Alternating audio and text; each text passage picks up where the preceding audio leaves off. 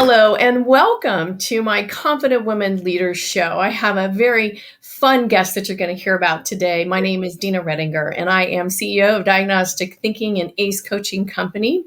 And I help women step out of chaos into their confidence, creating the life that they dream of and the career that they dream of. So I'm very excited to have you with me today, Judy, and welcome.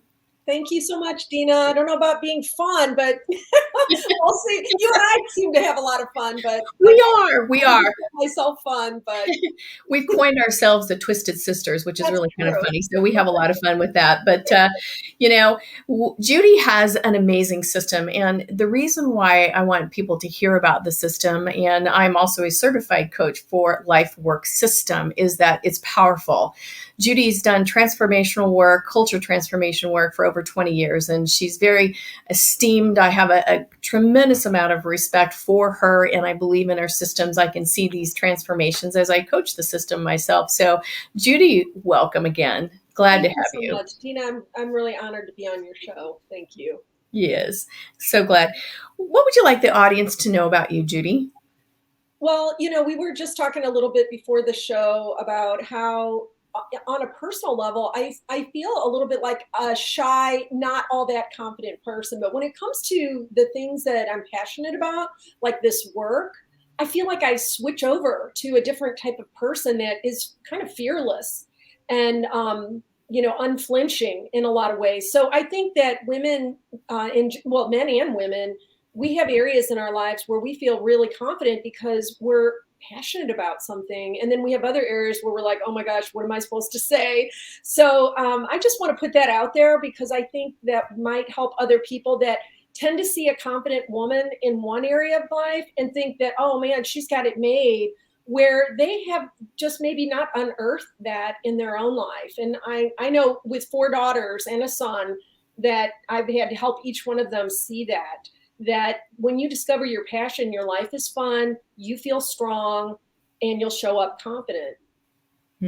I think that's so important. Confidence is an important skill. You know, you created this incredible life work system. How did you step in the confidence to create such a robust system? And this system's not a short system. This is a journey of a system and it's a year-long program. But how did you create that? How did you get the confidence to create something so powerful? Well, first of all, it's so funny. I think a lot of things in life we don't foresee that we're going to create something like this, but I am proud of the fact that I've been able to create this, but it kind of happened over time. And for me, I was introduced to the model itself more than 20 years ago, more than 30 years ago, in the mid 80s.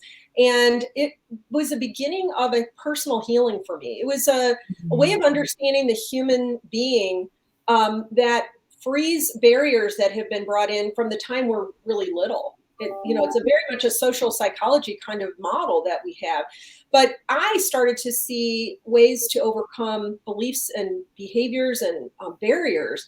And then I applied it in my own family. And then I applied it in school reform. And then I applied it in corporate settings, knowing, wow, these systems that I've discovered and that I'm building a platform for them are good for any type of human being under any kind of conditions. Even though my company, Lifework Systems, always looks for people who care deeply about developing people and Mhm. who are not risk averse about trying something that's not super conventional. We know that what we're bringing to the table is healing a lot of things that are wrong today in our communities and in our society in general. So I still have the same level of passion for what I've learned and what I'm bringing as I did 35 years ago. It's just that now I've found a way to make it scalable because we're such a big, Mhm. we're 7 billion people. How do you help everyone simultaneously to be on the same page as much as you possibly can? And so that's always been my biggest vision. How do Right. we all get on the same page? I love that thought too, because when you talk about confidence, confidence for yourself, but also confidence for the people that you are coaching this process with, there's a theme in there. It's really around that responsibility based culture, right? And how to create confidence in people that they just feel like I can't move, I can't have this, or I can't do that. Talk to me a little bit about, maybe even a short story about somebody who maybe wasn't confident before working with you or working within the system, but could find confidence within themselves. Well, I think my favorite thing to hear when I'm working with clients is had no idea we could solve that problem. I had no idea that this relationship could get better. I Mhm. did not see that person changing. And I love that because it almost appears magical sometimes. I remember a company where I was brought in almost desperately because the top leader executive was relatively new in her position and she was afraid she was going to lose her job over what was occurring.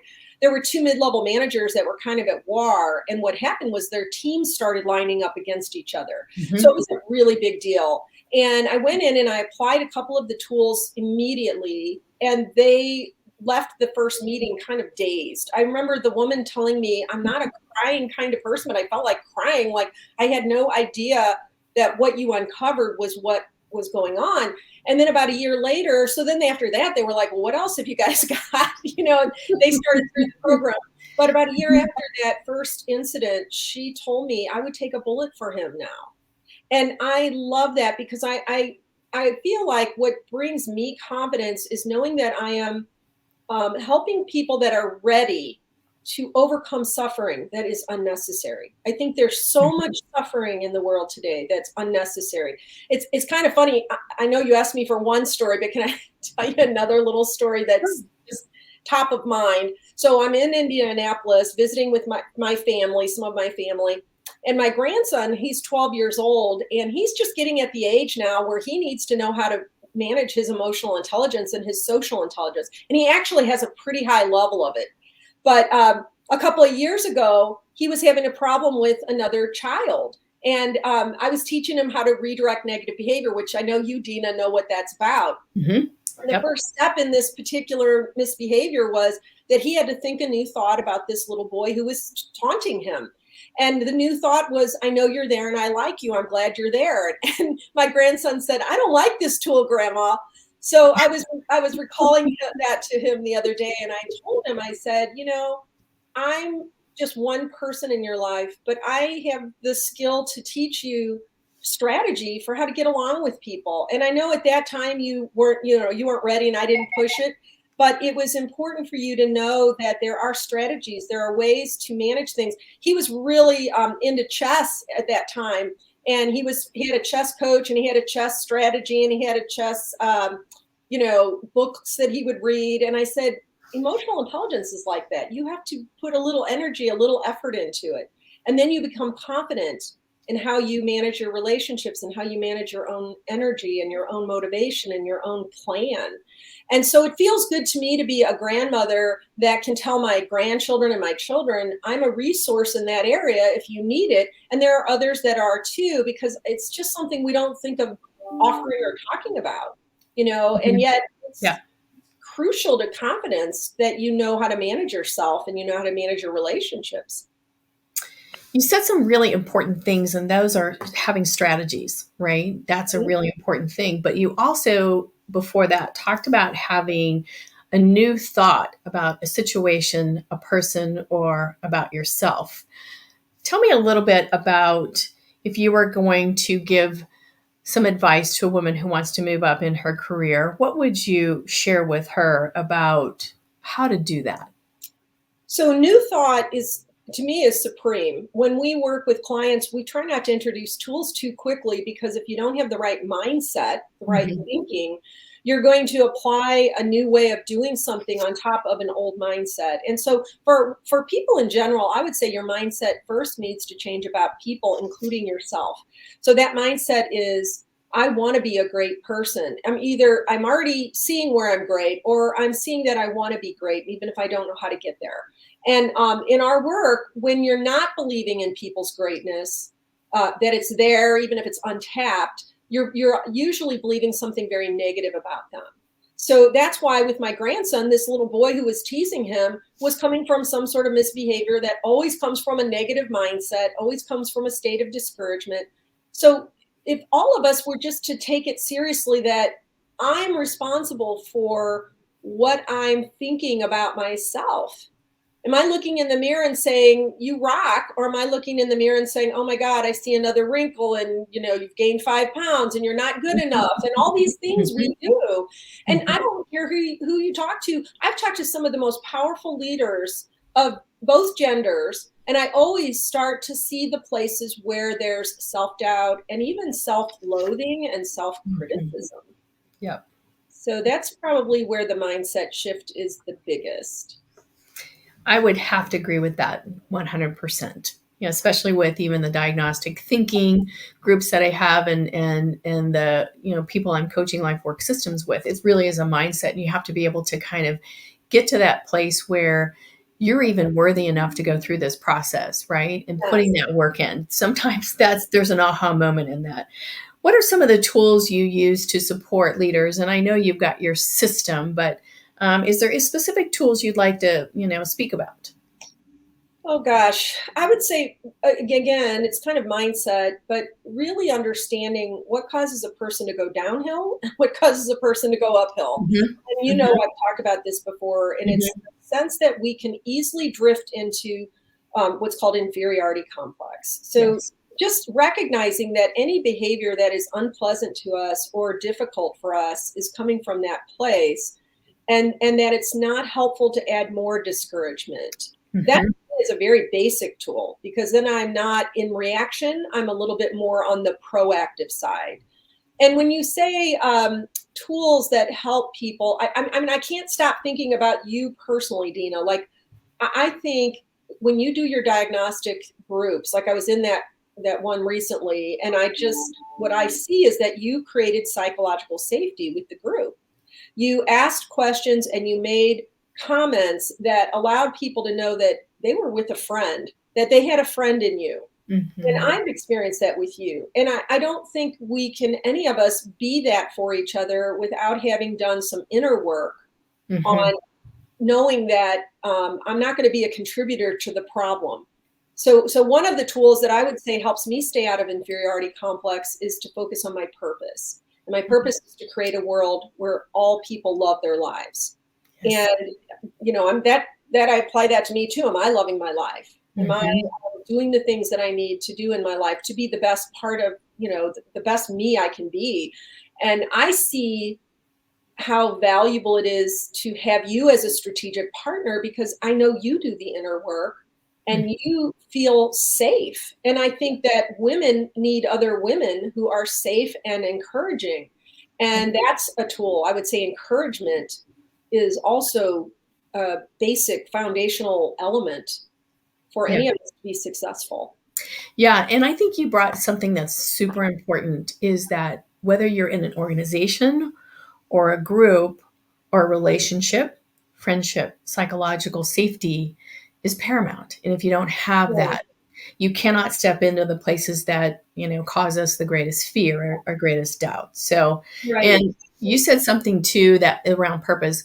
There's so many people out here that have not defined their purpose, values, or their vision, which is a part of your system. And it is paramount to Mhm. have the framework because you have to have some lens to look through life with and say, okay, is that a good fit for me? If I'm going to lead an organization, what's my purpose? What is my values, right? And the values are things that we cause for others. So I want to thank you for that because I think that's a critical piece when you shared your purpose. So thank you, Judy. And You're welcome. I see you in your purpose every day. So I Thank appreciate you. that. It's so funny when we're working with clients, it's the thing that's hardest for them to do. We Yep. used to do it in month 4, now we do it at the end of the program because people are so afraid to own their power and to own that really all a purpose is who you've always been at your best, what you've always caused, what you've always had joy in causing at your best. And Hmm. I think people make it a big, heavy burden sometimes when it really isn't. It's just, oh, that's who I am when I'm remembering myself. So yeah, I love purpose and values, and we always start everything with that, but it is not popular with everyone at first. No, no, it's not. It's a little bit frightening because people aren't clear on how to do it. I think that's probably what I really enjoy about your system is it's the how, right? people just don't know. It's the how. If people knew how to do things, they would do things. So I want to kind of go to the next question, which is a powerful question. Most women don't ask for what they want. What's your advice? And could you model asking for what you want? Well, it's so funny because sometimes I'm working with somebody that's 30, 40, 50, even 60 years old, and they'll say, I've never even asked myself, what am I feeling and what do I want? Which Mhm. is like a light bulb moment for them. Right.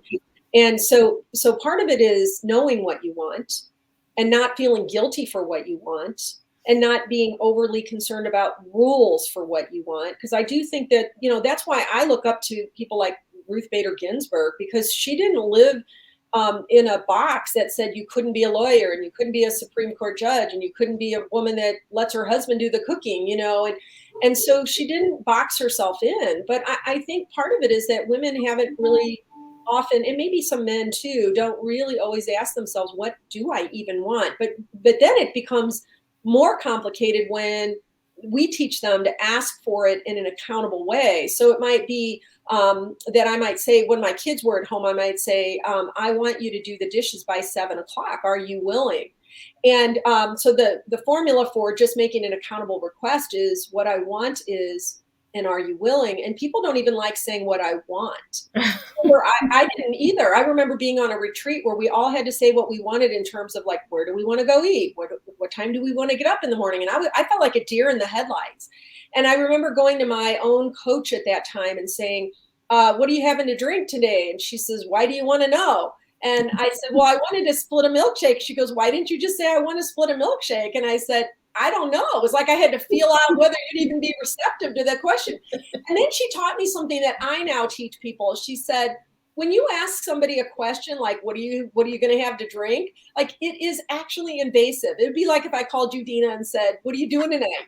You don't know if I'm going to invite you to go to a movie with me or if I'm going to ask you to move my apartment or my condo or whatever. So Yes. a lot of people don't realize that they're so afraid to be direct, Mhm. and they even feel very demanding asking for what they want. And so we do a practicing of, using the tool and actually being on the receiving end of a request and saying no without justifying your no, and then saying yes without justifying your yes. And I remember just recently, two executives, they stayed after the program and talked to me, and one of them said, I felt like when the person said no to me, like I wanted to curl up in a ball on the floor, like literally was uncomfortable hearing a no.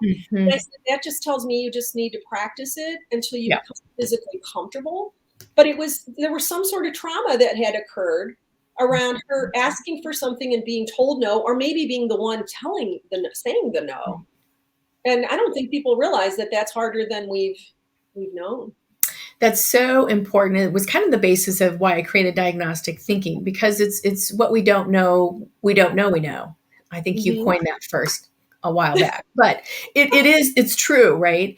If you're struggling through a certain situation, being able to really identify what's the right problem to solve, but really kind of what's getting in the way, it's our history, it's our beliefs, it's our experience of things throughout our lifetime that really creates this place that doesn't allow us to go to the real root of what the problem is. So Yeah, yeah. having that psychological safety is such an important piece of that. And if everybody could just ask for what we wanted, we talk about this a lot, Judy, the world would look a little bit different, right? Because Oh, we see society is what it is. We've got whatever shootings, we've got people of different color, we've got diversity out there, people that need certain things, and they need to get what they deserve to get to, right? So all of this is really focused around how can we make a request that is accountable, but it's also honoring yourself and your own need, right? Yes, and even asking a direct request Right, is respectful to the other person, because you're not beating around the bush, you're not right. hinting, you're not, because that's where it becomes a hidden a demand. Yes. Like, it's much more likely to become a demand, even though people think being straightforward is a demand. It's not. Oh, It's unless you make it a demand. But you're absolutely right, and I do think that people are, and you said it's the way we think, the way we feel, and all those things. And I would put that under the phrase conditioning. It's our conditioning. We've been conditioned to be ashamed of saying what I want or mhm. saying no. And so as adults, we think we shouldn't be feeling all that, but we still are. Yeah, and I love this is such an important piece because, I work with women all over the globe. For the women that we can have them stepping into their confidence and getting away out of that conditioning that you speak about, over 95% of those women have found some new either opportunity within their company. They're stepping out in confidence, getting the things that they want, and the life looks different. So they're designing their life by learning how to get to that real problem and creating strategies, but being specific for asking for what they want. So it's extremely valuable. Thank you, Judy. Judy, I want to spend a little time as we close that you've got an upcoming event, and I certainly want to invite all of our listeners to join Judy on this next event she's got coming up. So, Judy, back to you. Well, thanks for bringing that up. We want to appeal to people who are really committed to developing other people. And we want to appeal to people that are passionate about even trying something new, because we really are in an era where the world is changing so dramatically. So what we've titled this event, it's a 2-hour event, and it's called Are My People Accountable?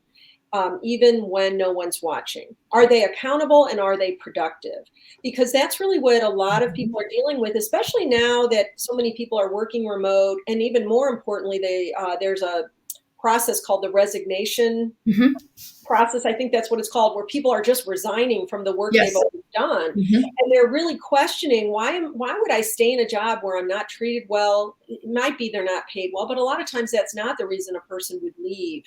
And so they're really reevaluating their lives and their work. And so companies are in a position now where they better be looking at, if my people are not productive, if they're not accountable, what is it that I could improve to help them hold themselves accountable? Because I don't really believe you can use a dominating kind of approach, which we've been doing for centuries, to get people to be productive and accountable. We have this idea we can hold people accountable, but we really can't. So the sooner that business leaders understand that and set up the conditions and conversations where people will hold themselves accountable and will be on purpose, choose to be productive and clear the barriers to their productivity and not have that be the burden of all the top leaders, and that's a shared process. That to me is, you called it earlier, a game changer. That's a game changer. I was speaking with one of my more innovative clients, and he got kind of scared about some us against them dynamic going on in a huge department of his organization. And I said, put them all in the same boat, teach them all how to get out of that us against them. And he goes, oh, no, that's all the leader's job. And I was like, no, it's not. No, it's not. It's everybody's job. And you have to make everybody mutually in the same boat together. It doesn't mean they're going to have the same responsibilities. But if you say this group is the one to blame and the one that has to be fixed, you've already screwed yourself. And game over. We do. Even some of my own people, when the George Floyd thing happened, they were like, well, go in and fix the police. I'm like, we don't do it that way. We put the whole community through a systemic change. It's not one group's fault. Yep. That's what I see in your system. We talk about that a lot, which is why I created Ace Coaching Company. When I managed, it was a very different process, back then when I was in this company, and it was a great company and I absolutely loved my job. But my thought process, it really was around servant leadership, but it really came from the bottom up, creating teams that were a part of the change, a part of where we need to go, having social emotional intelligence so that, one, can I be a great leader for them? And if I need to do something different, then certainly tell me what you want, tell me what you need. But then holding, this accountability is really, what are you going to be able to accomplish out of this for yourself? What do you want out of yourself? And I'm so glad you said that. I'm glad you said servant leadership from the bottom up, because to me, the term servant leadership has always felt like it's a top-down thing. And I really believe what you've said and what you do is you are doing similarly to what I'm doing, which is, how do you make everyone into a servant leader? No matter what if they're 3 years old, you make them into a servant leader. And that's a new thought for a lot of people. It's like saying Christmas is for kids. No, Christmas is for everybody, Yeah, it is. It's very different. For everybody. Yeah. But the end result is really amazing. It is this It is transformational for leaders. It is transformational for teams. But on a personal level, even as a coach, it transforms me when I go through any sort of change management with any company I've either worked with in the past or working with now. Even with your system, Judy, it's a very powerful place. You take something out of that from each one of those. So I wanted to thank you so much for the work that you do. Thank you for allowing me to be a strategic partner with you, and I certainly appreciate your friendship. For all of you out there, if you have any questions about Lifework Systems, Judy Ryan, feel free to message her. She's got a great website, www.lifeworksystems.com. So welcome, everybody, and thank you. Goodbye, Judy, and have a great day, everybody. Thank you for everything, Dina. Bye. Bye.